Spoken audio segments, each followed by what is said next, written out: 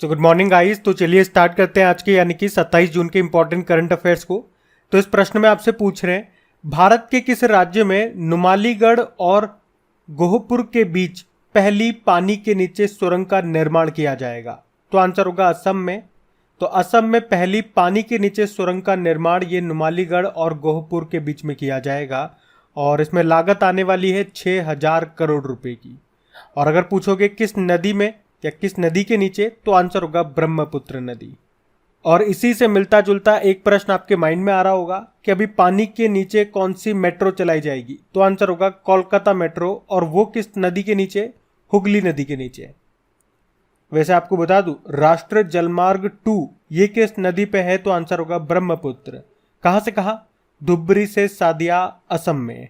और राष्ट्रीय जलमार्ग 1 ये किस नदी पे है? गंगा नदी पे। और ये सबसे बड़ा भी है। कहां से कहां? प्रयागराज से हल्दिया तक। अभी चौथे राष्ट्रीय जल पुरस्कार 2022 की हमने बात की थी, उसमें टॉप पे है मध्य प्रदेश और जिला कैटेगरी में उड़ीसा का गंजम जिला टॉप पर रहा। आपको याद है अभी जल शक्ति मंत्रालय ने पहली बार जल निकायों की गणना की थी, वाटर बॉडीज की गणना की थी और बताया था सबसे ज्यादा वाटर बॉडीज जल निकाय किस राज्य में है? तो आंसर होगा पश्चिम बंगाल में। और सबसे कम है सिक्किम में। अच्छा ये बताओ, पानी की कमी से निपटने के लिए जल बजट पेश करने वाला पहला राज्य कौन सा बना? तो आंसर होगा केरल। और अभी पहला जल सम्मेलन का आयोजन हुआ था कहां पे? न्यूयॉर्क में। और न्यूयॉर्क किस नदी के किनारे स्थित है? हडसन नदी के किनारे।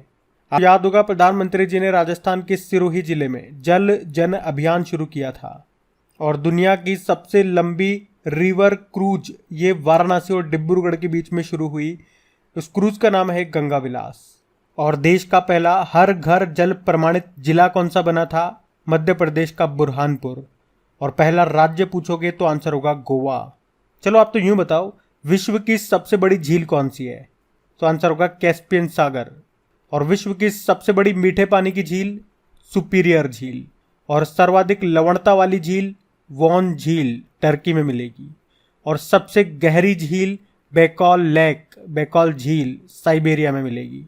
और जल जीवन मिशन ये कब लॉन्च हुआ था? 2019 में। इसका लक्ष्य क्या है? 2024 तक हर घर नल कनेक्शन करना। और वर्ल्ड वाटर डे कब मनाते हैं? 22 मार्च को मनाते हैं। हमारे जल शक्ति मंत्री कौन है? गजेंद्र सिंह शेखावत हैं। और जल मेट्रो परियोजना वाला भारत का पहला शहर कौन सा है? तो आंसर होगा कोच्चि। और भारत की पहली वाटर टैक्सी सेवा कहाँ शुरू हुई? तो आंसर होगा मुंबई में। और वाटर प्लस सर्टिफिकेट पाने वाला पहला शहर इंदौर है। जबकि 24 घंटे 7 दिन नल से स्वच्छ जल देने वाला पहला शहर उड़ीसा का पुरी है। तो जल ही जीवन है, यानी कि पानी के बिना कुछ नहीं। तो पानी से संबंधित जितने भी इंपॉर्टेंट प्रश्न थे ये मैंने आपको कवर करा दिए यहाँ पे, इनको ध्यान रखना। बढ़ते हैं आगे। फिर बताइए, अभी हाल ही में जारी वैश्विक प्रतिस्पर्धा सूचकांक 2023 में भारत के रैंक क्या है? तो आंसर होगा 40। हम बात कर रहे हैं वर्ल्ड कॉम्पिटिटिवनेस इंडेक्स की। और इसको कौन जारी करता है? IMD यानी कि international institute for management development. और इसमें टॉप पर बात करेंगे तो टॉप पर डेनमार्क है। पिछले 6 सालों से डेनमार्क इस लिस्ट में टॉप पर है। दूसरे पे आयरलैंड है और तीसरे पे है स्विट्जरलैंड। लेकिन भारत इसमें 40वें स्थान पर है। बाकी अगर मैं आपसे पूछूं, अभी वर्ल्ड प्रेस फ्रीडम इंडेक्स जिसको जारी करता है रिपोर्टर्स विदाउट बॉर्डर, इसमें भारत 161 नंबर पे है। तो टॉप पे नॉर्वे है। वर्ल्ड हैप्पीनेस रिपोर्ट की बात करेंगे, भारत इसमें 126 नंबर पर है। तो टॉप पे फिनलैंड है। वैश्विक आतंकवाद सूचकांक में टॉप पर अफगानिस्तान है। तो भारत 13वें स्थान पर है। और अंतरराष्ट्रीय IP सूचकांक में भारत 42 नंबर पर है। तो टॉप पे अमेरिका है। और ग्लोबल फायर पावर इंडेक्स में भारत 4थे स्थान पर है। तो टॉप पर अमेरिका है। अच्छा, दुनिया के सबसे धनी शहरों की सूची में टॉप पे न्यूयॉर्क है। अभी वर्ल्ड बैंक ने रसद प्रदर्शन सूचकांक लॉजिस्टिक परफॉर्मेंस इंडेक्स जारी किया, उसमें भारत 38 नंबर पे है। और आर्थिक स्वतंत्रता सूचकांक में भारत 131 नंबर पे है। टॉप पे सिंगापुर है। और देश में डिजिटल तरीके से लेन देन करने वाले शहरों की सूची में टॉप पर बंगलुरु है। और हुरुन ग्लोबल यूनिकॉर्न इंडेक्स में भारत 3रे स्थान पर है। पहले पे अमेरिका, दूसरे पे चाइना है। तो ये इंडेक्सेस हैं, कुछ इंपॉर्टेंट रैंकिंग्स हैं, इनको ध्यान रखना। और हाँ, हमारे मंथली करंट अफेयर्स वाले जो वीडियोस आते हैं, लास्ट महीने का छूट रहा था मई महीने का। अभी जून तो अभी पूरा हुआ नहीं है। जून जैसे ही पूरा होगा, यानी कि 30 जून को हमारा जून का महीना पूरा हो जाएगा, अगली तारीख को 1 तारीख को पूरी कोशिश रहेगी, नहीं तो 2 तारीख को तो आपको मंथली करंट अफेयर्स जून महीने का वो आपको मिल जाएगा। बाकी मई महीने का जो छूट रहा था वो कल अपलोड कर दिया गया, अगर आपने नहीं देखा तो उसे देख लेना। और उनकी प्रैक्टिस के लिए क्विज भी आपको मिल जाएगी आपकी क्रिक एग्जाम एप्लीकेशन पे। जल्दी मैं इसकी PDF भी आपको अवेलेबल करवा दूंगा। कहाँ मिलेंगी ये सब चीज़ें? क्रिक एग्जाम एप्लीकेशन में मिलेंगी आपकी PDF और क्विज, जिसका लिंक नीचे डिस्क्रिप्शन बॉक्स में है। बाकी वीडियोस तो आप प्लेलिस्ट में जाकर के चेक कर लेना, सबकी प्लेलिस्ट आपको मिल जाएगी, वीकली की भी, मंथली की भी और डेज वाली भी। और सेशन अच्छे लगते हैं तो लाइक ज़रूर करा करें वीडियो को, और प्लीज़ शेयर ज़रूर कर देना। अभी हम बढ़ते आगे। फिर बताइए, अभी हाल ही में जूनियर हॉकी राष्ट्रीय चैंपियनशिप पुरुष का खिताब किसने जीता?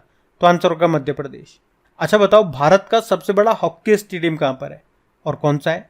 तो यह है बिरसा मुंडा स्टेडियम, जो आपको मिलेगा उड़ीसा के राउरकेला में। और अभी वहीं पे ये जूनियर हॉकी नेशनल चैंपियनशिप पुरुष का फाइनल खेला गया। फाइनल किस किस के बीच हुआ? मध्य प्रदेश और चंडीगढ़ के बीच। तो मध्य प्रदेश विजेता रहा, उप विजेता रहा चंडीगढ़, और तीसरे स्थान पर रहा था हरियाणा। अच्छा, आपको याद है अभी hockey junior Asia cup championship 2023 जो कि ओमान में हुआ था, उसको भारत ने जीता था पाकिस्तान को हरा के। और सबसे इम्पोर्टेंट, अभी मेंस हॉकी वर्ल्ड कप का 15वां एडिशन हुआ था अभी इसी साल, उड़ीसा में हुआ था, जिसमें पहले स्थान पे जर्मनी था, दूसरे पे बेल्जियम रहा। और नेशनल आइस हॉकी चैंपियनशिप जो कि लेह लद्दाख में हुआ था, उसको ITBP ने जीता था लद्दाख स्काउट्स को हरा करके।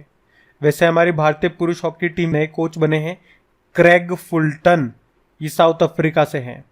और यूँ बताओ, अभी रायबरेली हॉकी स्टेडियम का नाम बदल के किनके नाम पे रखा गया? तो आंसर होगा रानी रामपाल के नाम पे। और अभी हॉकी इंडिया ने पुरुष वर्ग का प्लेयर ऑफ द ईयर पुरस्कार से किसे सम्मानित किया? हार्दिक सिंह को, और महिलाओं में सविता पूनिया को। और अभी AHF एथलीट एम्बेसडर बनी है सलीमा टेटे। वैसे अभी हॉकी इंडिया के नए अध्यक्ष कौन है? दिलीप तिर्की हैं। लेकिन याद रखना, अंतर्राष्ट्रीय हॉकी महासंघ के भी नए अध्यक्ष बने थे, उनका नाम है मोहम्मद तैयब इकराम। उनने नरेंद्र बत्रा की जगह ली थी। अच्छा, हॉकी से संबंधित कुछ कप एंड ट्रॉफीज की बात करें तो जैसे कि अजलान शाह कप हो गया, आगा खां कप हो गया, नेहरू कप हो गया, ध्यानचंद कप हो गया, रंगास्वामी कप हो गया, सिंधिया कप हो गया, एक रणजीत सिंह कप हो गया, तो ये भी ध्यान में रखना। बढ़ते हैं आगे। चलिए फिर बताइए, हाल ही में साहित्य अकादमी ने अभी हिंदी भाषा में बाल साहित्य पुरस्कार किसे प्रदान करने की घोषणा की? तो आंसर होगा सूर्यनाथ सिंह को। एक्चुअली में अभी साहित्य अकादमी ने एक तो बाल साहित्य पुरस्कार और एक युवा पुरस्कार देने की घोषणा की है। तो वैसे तो ये अलग अलग भाषाओं में दिए जाते हैं, जैसे कि राजस्थानी में, डोगरी भाषा में, बोडो में, बंगाली में, अलग अलग भाषाओं में। लेकिन यहाँ हम पर्टिकुलर इस प्रश्न में बात कर रहे हैं हिंदी भाषा की। तो हिंदी भाषा में ये मिला है, बाल साहित्य पुरस्कार की बात कर रहे हैं ना, पहले बाल साहित्य पुरस्कार की बात करते हैं। तो इसमें ये हिंदी भाषा में मिला है सूर्यनाथ सिंह को उनके उपन्यास कौतुक ऐप के लिए। वहीं युवा पुरस्कार में अगर हिंदी भाषा के लिए किसको मिला ये बात करें तो उत्तर प्रदेश के अतुल कुमार राय को मिला है उनकी कृति चांदपुर की चंदा के लिए। तो एक तो बाल साहित्य पुरस्कार और एक युवा पुरस्कार, दोनों का मैंने हिंदी भाषा में आपको बताया है। अब अलग अलग भाषाओं में है तो उसके लिए आपको याद नहीं रखना है, लेकिन आपके राज्य की या आपके क्षेत्र की अगर कोई पर्टिकुलर भाषा है, जैसे कि राजस्थान में रहते हो तो राजस्थानी आपकी भाषा है, पंजाब हो तो पंजाबी भाषा, उड़ीसा में हो तो उड़िया भाषा, महाराष्ट्र में हो मराठी भाषा, मतलब अपने अपने राज्य की जो भाषाएं हैं उनमें जो पुरस्कार है कम से कम वो आप याद रख लेना। हिंदी का तो सबको ध्यान रखना ही है, वो तो मैंने आपको बता ही दिया। अच्छा, अगर मैं आपसे पूछूं कि साहित्य अकादमी पुरस्कार 2022 के लिए पूछ रहा हूं, वो हिंदी भाषा में किसे मिला था? बद्री नारायण को उनके उपन्यास तुमड़ी के शब्द के लिए। और अंग्रेजी का मिला था अनुराधा राय को all the lives we never lived नाम के उपन्यास के लिए। और अभी ज्ञानपीठ पुरस्कार 57वां मिला था दामोदर मावजो को। चलो बताओ, ज्ञानपीठ पुरस्कार 56वां किसे मिला था? इनका नाम न्यूज़ में इसलिए भी था क्योंकि अभी इनका निधन भी हो गया। बताओ किसे मिला था? अच्छा, ये भी बताओ, ज्ञानपीठ पुरस्कार टोटल कितनी भाषाओं में दिया जाता है, और जो साहित्य अकादमी पुरस्कार है ये टोटल कितनी भाषाओं में दिया जाता है? मैं आपको पहले बता चुका हूँ इसे कई बार, तो इसका उत्तर दो, हम बढ़ते हैं आगे। चलिए फिर बताइए, अभी हाल ही में विश्व ड्रग दिवस कब मनाया गया? तो आंसर होगा 26 जून को। तो हर साल नशीली दवाओं के दुरुपयोग और अवैध तस्करी के खिलाफ ये दिन जो वर्ल्ड ड्रग डे है ये मनाया जाता है 26 जून को। और इस बार इसकी थीम है people first, stop stigma and discrimination, strengthen prevention, यानी कि लोग पहले, कलंक और भेदभाव रोकें, रोकथाम मजबूत करें। अच्छा, पहले तो आप मुझे ये बताओ, अगर पूछा जाए ना आपसे, ये करंट अफेयर्स के प्रश्न पूछ रहा हूं मैं, अभी drug controller general of India कौन बने थे? तो आंसर होगा राजीव सिंह रघुवंशी। और यूं बताओ, दुनिया का सबसे बड़ा नार्को स्टेट कौन सा बना है? नार्को स्टेट मतलब हो गया इसकी अर्थव्यवस्था नशे के निर्यात पर निर्भर है, तो ये बना है सीरिया। और अभी आपको याद है, मादक पदार्थ रोधी बल के प्रमुखों का पहला राष्ट्रीय सम्मेलन कहाँ हुआ? नई दिल्ली में। और मादक पदार्थों के तस्करों से जुड़ा भारत का पहला पोर्टल शुरू हुआ था 2022 में, जिसका नाम क्या था? आंसर होगा निदान। वैसे सीबीआई ने ड्रग नेटवर्क को खत्म करने के लिए एक ऑपरेशन भी शुरू किया था, बता सकते हैं आप में से कोई उसका नाम क्या है? तो आंसर होगा गरुड़। और इसी तरह से अभी पंजाब पुलिस ने नशे के खिलाफ एक अभियान शुरू किया था, उसका नाम ही बता दो। तो उसका नाम है OPS क्लीन।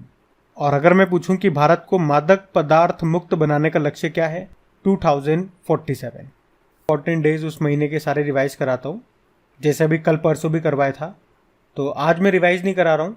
और मैं आज न तो 2-3 प्रश्न आपसे पूछ रहा हूँ, आज मैं ये कहता हूँ कि इस महीने के जितने भी इंपॉर्टेंट डेज आपको याद हैं वो आप लिखने की कोशिश करो एक बार, जिससे आपको ये पता लगेगा कि कौन से डेज आपको अच्छे से याद है और कौन से नहीं है।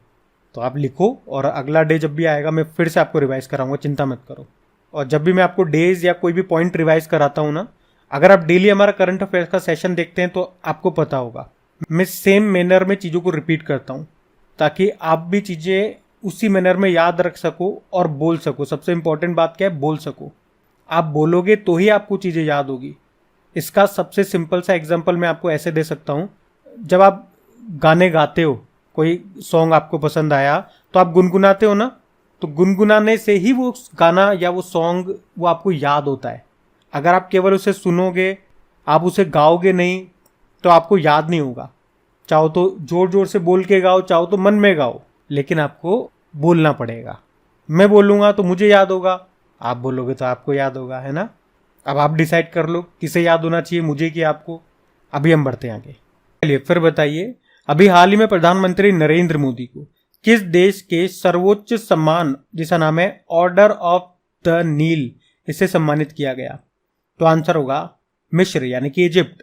तो अभी प्रधानमंत्री नरेंद्र मोदी ये मिस्र की यात्रा पर गए, और उसी दौरान वहां का सर्वोच्च सम्मान उन्हें मिला, जिसे कहते हैं ऑर्डर ऑफ नील।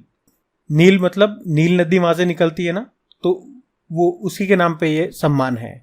और आप कह सकते हो जब से प्रधानमंत्री नरेंद्र मोदी प्रधानमंत्री बने भारत के, तब से ये उनका 13वां अंतरराष्ट्रीय पुरस्कार है। मतलब अभी तक टोटल 13 देश उनको अपने सर्वोच्च सम्मान से सम्मानित कर चुके हैं। और अभी ये पुरस्कार उन्हें मिस्र के राष्ट्रपति अब्दुल फतेह अल सीसी ने दिया है।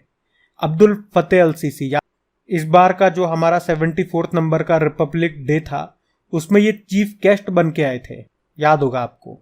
अच्छा, प्रधानमंत्री को अभी कुछ समय पहले भी तो हमने देखा था कुछ देशों ने अपना सर्वोच्च सम्मान दिया था। 2023 की बात कर रहा हूं सिर्फ। कौन कौन से देश ने दिया था? पापुआ न्यू गिनी ने दिया था, फिजी देश ने दिया था, और एक पलाऊ गणराज्य ने दिया था।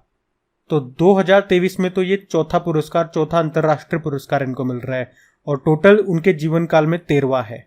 और जब वे इजिप्ट गए तो चुपचाप तो बैठे नहीं होंगे, इधर उधर घूमने जरूर गए होंगे। तो जैसे कि वो वहां की अल हकीम मस्जिद गए थे, तो पूछा जा सकता है अल हकीम मस्जिद कहां पर है? मिस्र में है, मिस्र की कैपिटल काहिरा में।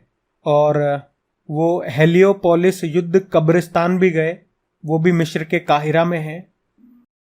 और वहीं पे दुनिया के 7 अजूबों में 7 वंडर में से एक गीजा की पिरामिड भी है, वहां पे भी वो गए, तो वो भी याद रखना। मिस्र की बात करें, इजिप्ट, तो ये उत्तरी अमेरिका का एक देश है जिसकी कैपिटल है काहिरा, करेंसी है इजिप्टियन पाउंड, और प्रेसिडेंट हो गए अब्दुल फतेह अल सीसी। और मैंने आपको बताया है कि विश्व की सबसे लंबी नदी नील नदी ये मिस्र से ही होकर के निकलती है, और मिस्र को इसी कारण से नील नदी का वरदान भी कहा जाता है। और आपको याद हो तो मिस्र के साथ अभी हमने पहली बार एक एक्सरसाइज किया था साइक्लोन 1 नाम से। कहाँ पे किया था? राजस्थान में किया था। और अभी 2022 के एंड में मिस्र के शर्म अल शेख में कोप 27 का आयोजन हुआ था। अच्छा, पुरस्कारों से एक दो नाम मुझे और याद आ रहे हैं। एक तो हमारी राष्ट्रपति द्रौपदी मुर्मू जी को द येलो स्टार सम्मान मिला था, जो कि सूरीनाम का सर्वोच्च सम्मान है, तो वो भी आप जरूर याद रखना। हम बढ़ते हैं। चलिए फिर बताइए, हाल ही में जारी ग्लोबल स्टार्टअप इकोसिस्टम रिपोर्ट 2023 में टॉप पे कौन है?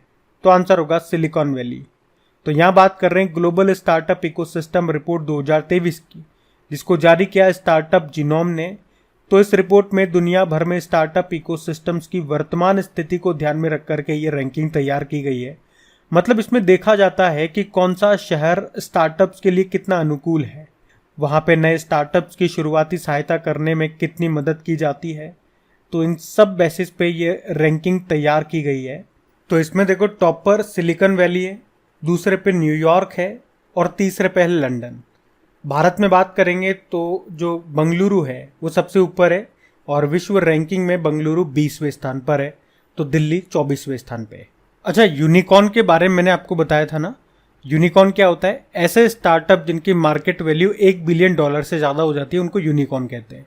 और अभी यूनिकॉर्न की रैंकिंग आई थी कि किस देश में सबसे ज़्यादा यूनिकॉर्न्स हैं, तो उस मामले में भारत तीसरे स्थान पर है। पहले पे अमेरिका, दूसरे पे चाइना और तीसरे पे भारत है, ये भी ध्यान रखना। बाकी स्टार्टअप को लेकर के एक स्टार्टअप डे भी है, जो कब मनाते हैं? नेशनल स्टार्टअप डे 16 जनवरी को। तो ध्यान रखना ये पॉइंट्स। बढ़ते हैं आगे।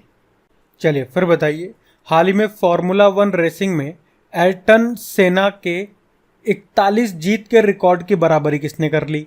तो आंसर होगा मैक्स वर्स्टैपेन। तो रेड बुल के फॉर्मूला 1 ड्राइवर है मैक्स वर्स्टैपेन, और अभी इन्होंने कनेडियन ग्रैंड प्रिक्स रेस जीतने के बाद अपने करियर की 41वीं जीत हासिल कर ली है और अपने करियर में सर्वाधिक जीत के महान एयरटन सेना के रिकॉर्ड की बराबरी कर ली है। एयरटन सेना दा सिल्वा की बात करें तो वे एक ब्राज़ील के रेसिंग ड्राइवर थे, जिन्होंने 1988, 1990 और 1991 में फार्मूला 1 वर्ल्ड ड्राइवर्स चैंपियनशिप को जीता था।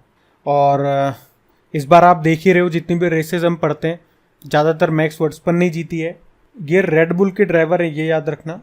और अभी भारत की पहली फार्मूला ई रेस का आयोजन कहाँ पे हुआ था? ये प्रश्न भी याद रखना, हैदराबाद में हुआ था। बढ़ते हैं आगे। फिर बताइए, अभी हाल ही में भारतीय वायुसेना ने किस अभ्यास का आयोजन किया? तो आंसर होगा रणविजय अभ्यास। तो अभी भारतीय वायुसेना, इंडियन एयरफोर्स ने एकीकृत युद्ध खेलों की एक श्रृंखला रणविजय अभ्यास का आयोजन किया, जिसका उद्देश्य है सुखोई 30 जैसे लड़ाकू विमानों को शामिल करते हुए दिन और रात के संचालन के माध्यम से लड़ाकू पायलटों के कौशल को बढ़ाना। यह अभ्यास प्रयागराज स्थित कमान मुख्यालय के विभिन्न हवाई अड्डों से किया गया। 16 जून को शुरू हुआ, 23 जून तक ये चला। वैसे हमारे एयर चीफ मार्शल कौन है? विवेक राम चौधरी हैं। आप जानते हो, अभी फ्रांस के साथ हमने फ्रिंजेक्स एक्सरसाइज किया था। कहाँ पे? केरल के तिरुवनंतपुरम में। अभी एफ इंडेक्स एक्सरसाइज किया था 20 अफ्रीकी देशों के साथ में पुणे के औंध सैन्य स्टेशन में। डस्टलिक एक्सरसाइज किया था उज्बेकिस्तान के साथ में उत्तराखंड के पिथौरागढ़ में। और अभी जापान के साथ हमने 2 एक्सरसाइज, धर्मा गार्जन और वीर गार्जन किया था जापान में ही। और अभी हमने सऊदी अरब के साथ में अल मोहद अल हिंदी नाम का एक्सरसाइज किया। और अभी मालदीव के साथ हमने एक था और एक्यूवेरिन नाम का एक्सरसाइज किया। सिंगापुर के साथ बोल्ड कुरुक्षेत्र किया। श्रीलंका के साथ स्लाइनेक्स नाम का एक्सरसाइज किया। और यूके के साथ कोंकण एक्सरसाइज किया और अजय वॉरियर किया। अमेरिका के साथ हमने कोप इंडिया नाम का एक्सरसाइज किया। तो ये कुछ इंपॉर्टेंट एक्सरसाइजेज हैं अभी हमने किए 2023 में, इनको ध्यान रखना। बढ़ते हैं आगे। फिर बताइए, अभी अंतर्राष्ट्रीय ओलंपिक समिति का पहला ओलंपिक ई स्पोर्ट सप्ताह का आयोजन ये कहाँ पे किया गया? तो आंसर होगा सिंगापुर। तो अभी इंटरनेशनल ओलंपिक कमेटी ने पहला ओलंपिक ई स्पोर्ट सप्ताह का आयोजन किया। कहाँ पे? सिंगापुर में, 22 से लेके 25 जून तक। और इसमें 10 खेलों को शामिल किया गया। देखो, इंटरनेशनल ओलंपिक कमेटी की बात करें, स्थापना होती है 23 जून 1894 में, इसीलिए 23 जून को आपने इंटरनेशनल ओलंपिक डे मनाया था। हेडक्वार्टर लुज़ेन स्विट्जरलैंड में है और अध्यक्ष हैं थॉमस बाक। वैसे भारतीय ओलंपिक संघ भी है और अभी इसकी पहली महिला अध्यक्ष कौन है? पीटी उषा है। और अगर पूछूं पहला ओलंपिक खेल ये कहाँ पे हुआ था, कब हुआ था? 1896 में हुआ था, एथेंस में। अभी 2024 वाला होगा 33वां समर ओलंपिक पेरिस में, और उसके बाद 2028 वाला लॉस एंजल्स में होगा। अभी 2020 का जो टोक्यो ओलंपिक है वो 32वां समर ओलंपिक था, उसमें भारत की रैंक वो तो हो चुका है ना, तो भारत की रैंक क्या थी 48। उसमें भारत ने 1 गोल्ड 2 सिल्वर और 4 ब्रोंज मेडल जीते थे। वैसे सिंगापुर की बात है तो आप तो ये बताओ सिंगापुर के साथ हम कौन कौन सी एक्सरसाइज करते हैं। ये आपके लिए होमवर्क प्रश्न हो गया। अब हम कल के करंट अफेयर्स का क्विक रिवीजन करेंगे, ध्यान से सुनना। तो पहला प्रश्न पूछा था, वैश्विक स्तर जीरो ग्रीन बिल्डिंग प्रोजेक्ट्स के तहत सर्वाधिक LEED नेट जीरो सर्टिफिकेशन प्राप्त करने वाला टॉप देश भारत है। फिर पूछा, अभी किस राज्य सरकार ने लोगों को मुफ्त कानूनी सहायता प्रदान करने के लिए LADCS प्रणाली शुरू की, तो आंसर होगा उत्तर प्रदेश। फिर पूछा, अभी स्काईरूट ने किस इंजन का सफलतापूर्वक परीक्षण किया, रमन 1 का। फिर पूछा, अभी कौन सा देश यूनेस्को में फिर से शामिल हो रहा है, अमेरिका। फिर पूछा, अभी जम्मू कश्मीर जिला सुशासन सूचकांक 3.0 में टॉप जिला कौन सा है, जम्मू है।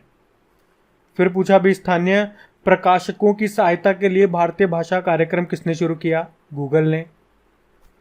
फिर पूछा, अभी हाल ही में जारी टाइम्स एशिया रैंकिंग 2023 में कौन सा भारतीय विश्वविद्यालय टॉप पे रहा, इंडियन इंस्टीट्यूट ऑफ साइंस।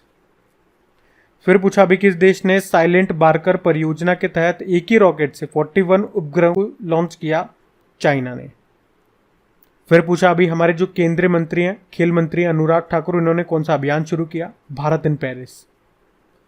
और आखिरी प्रश्न था कि अमूल गर्ल के निर्माता का निधन हो गया, उनका नाम बताओ, सिल्वेस्टर दा कुन्हा। और वीडियो तो एंड हो चुका है, होमवर्क प्रश्न देखेंगे, लेकिन सेशन अभी तक आपने लाइक नहीं किया तो प्लीज़ लाइक कर देना, और दोस्तों के साथ में जो भी आपका स्टडी ग्रुप होता है व्हाट्सएप पे या फेसबुक पे, तो प्लीज़ एक बार वीडियो के लिंक को शेयर ज़रूर करना, ताकि हमें भी प्रोत्साहन मिले, हमारा भी मनोबल बढ़े।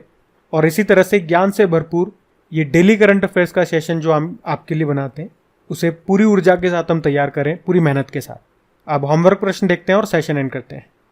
तो कल के वीडियो में आपसे पूछा था कि 2021 का गांधी शांति पुरस्कार किसे मिला, तो आंसर होगा गीता प्रेस को। आप सभी ने प्रश्न का बिल्कुल सही उत्तर दिया। अब यह रहा आज का आपका होमवर्क प्रश्न।